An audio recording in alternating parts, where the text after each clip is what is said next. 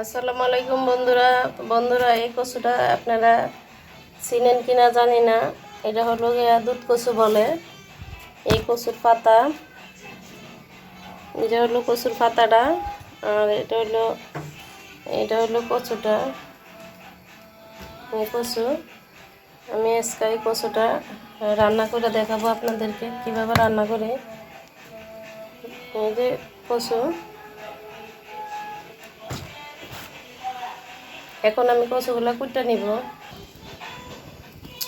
বন্ধুরা, এই আমার কচু কুটা হয়ে গেছে। দেখছেন তো আমি কিরকম সাইজ করে নিছি কচুগুলা। এই যে এরকম করে কুটে নিছি। এই কচু কোনো আমার হাত চুলকাইবে না, গলার ধরে না, হাতও চুলকা না। এই কচুটা, এটার নাম হলো দুধ কচু।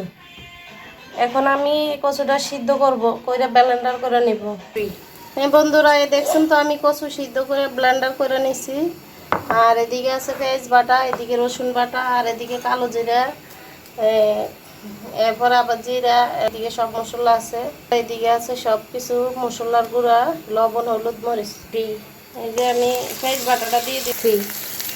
বন্ধুরা, কালো জিরাটা দিয়ে দিব, জিরা দিয়ে দিব, তেজপাতা, এলাচ রয়েছে, মশলা পাঁচ করে নিচ্ছি। এই মশলাগুলো এগুলো আমার ভাজা হয়ে গেছে। এখন আমি রসুন দিয়ে দিব। এদিকে সব মশলা এগুলো দিয়ে দিব। মশলা আমার কষানো হয়ে গেছে, এখন আমি কচুটা দিয়ে দিব।